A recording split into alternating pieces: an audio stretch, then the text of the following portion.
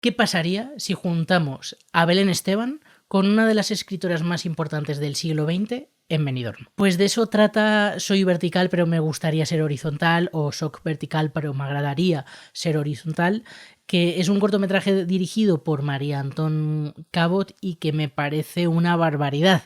Es un cortometraje en el que se especula sobre esto, sobre qué pasaría si juntáramos a estas dos personalidades, a estas dos mujeres. Es un cortometraje que habla de la fama, del peso de la fama, de la soledad, habla de cosas súper interesantes con un planteamiento que puede parecer de coña, ¿no? De repente juntar a Belén Esteban con Silvia Plath. Bueno, pues al final es un poco la maravilla que surge a veces cuando nos preguntamos ¿qué pasaría si? Es lo que los americanos llamarían what if o ¿y si? Bueno, pues de esto surge de ¿qué pasaría si juntamos a estas dos personas en Benidorm además, ¿no? Y bueno, pues os sitúo un poco más en el cortometraje. En 1956, en la ciudad costera de Benidorm, ojo cómo he pronunciado la M de Benidorm, esto no se suele escuchar mucho, Silvia, poeta estadounidense, pasa su luna de miel.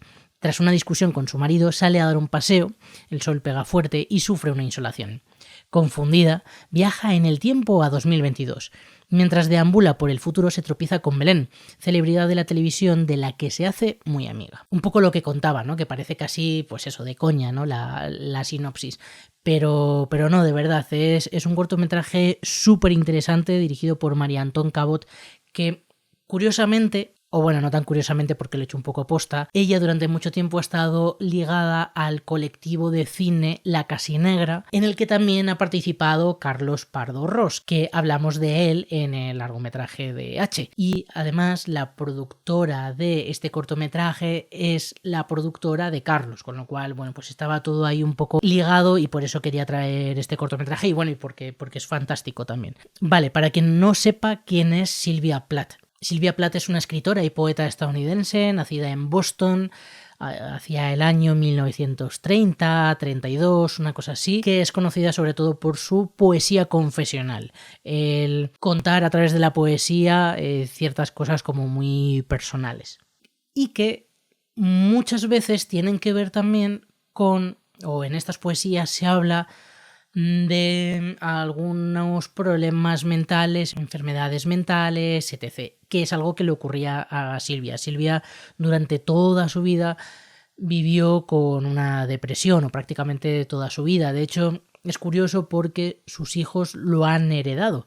El hijo, de hecho, acabó suicidándose. Y la hija, que no sé si sigue viva porque ella también será mayor, también ha tenido muchos problemas de tipo bipolaridad, etc., que es un poco pues lo que le ocurría a la madre. De hecho, la madre también acabó suicidándose. Un suicidio más tremendo, ¿no? Se asfixió con gas. Y bueno, ella como escritora fue una figura muy importante. De hecho, es la primera escritora en recibir un premio Pulitzer póstumo gracias a que su marido Ted Hughes recopiló todos sus poemas y los publicó, que además creo que le costó bastante porque la madre de ella no estaba de acuerdo. Bueno, lo que sí que él destruyó fue un diario en el que contaba la relación que tenían entre ambos. No quiero saber por qué lo destruyó, no sé si por pudor o porque prefería que la gente no lo supiera. En cualquier caso, su obra es muy importante, también tiene una novela semi-autobiográfica que no se sabe muy bien si hablaba de sí misma o de otra persona, pero que tenía mucho que ver con su personalidad, que es La campana de cristal y que está firmada bajo el seudónimo Victoria Lucas. Y bueno, pues este es un poco el personaje de Silvia. El personaje de Belén Esteban, imagino que todos lo conocemos. No sé si explicarlo. Es una mujer que ha recorrido todos los platós de televisión relacionados con el corazón en las últimas décadas. Para bien o para mal habla mucho de cómo somos en España, de cómo es nuestra sociedad. Es una persona que ha vivido de contar sus miserias, su vida privada. Es un personaje muy curioso, no sabría cómo definirlo por si alguien, yo qué sé, nos está viendo desde un país latinoamericano y no sabe quién es, o es español pero ha vivido encerrado en un zulo toda su vida, porque estamos hablando de la princesa del pueblo. Y luego por otro lado está Benidorm, que también en España creo que es que explicar qué es Benidorm, yo creo que en España hay dos ciudades que si pensamos en turismo masivo nos vienen enseguida a la cabeza, turismo masivo y playa sobre todo, que es por un lado Benidorm y por otro Torrevieja. Pero Benidorm todavía yo creo que tiene un algo como muy especial, mucho más que Torrevieja, por cómo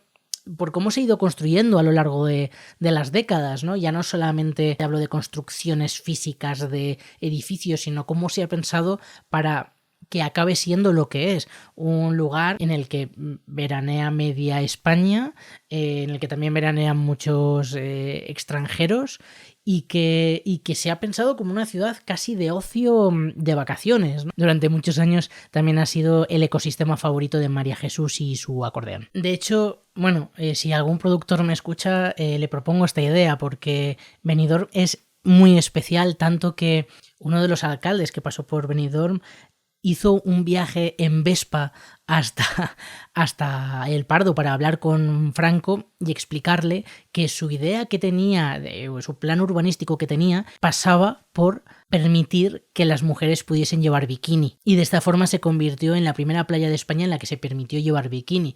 Se construyeron edificios altísimos y se acabó convirtiendo en la Nueva York de España para muchos. Aunque bueno, ahora que lo pienso, creo que hay un cortometraje, además protagonizado por Carlos Areces, en el que justo hablan de esto, en plan comedia. Bueno, pues estos son los elementos: Belén Esteban, Silvia Plath y Benidorm. Y a partir de aquí tenemos a una Silvia Plath que, como ya hemos comentado antes, tiene como una pequeña discusión con su marido y decide salir a andar. Sale a caminar y camina y de repente no sabemos muy bien cómo llega a una playa infestada de turistas, como un Benidorm más actual y más el que conocemos. Ella estaría ubicada más en un Benidorm del año 1956 porque fue el año en el que ella vino a España con su marido Ted a pasar la luna de miel después de haberse casado, y de hecho, bueno, fue para ellos algo increíble, les encantó el sitio, les enamoró, y de hecho lo dejó ella escrito en algunas cartas. Hablaba con su madre y le escribía cosas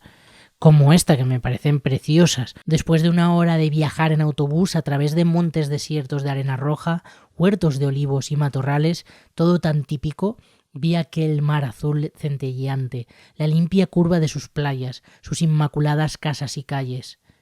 Sentí instintivamente, igual que Ted, que ese era nuestro lugar, una extraña mezcolanza de pobreza, limpia y llena de colorido, y hoteles color pastel, todo aparentemente como si lo acabasen de construir.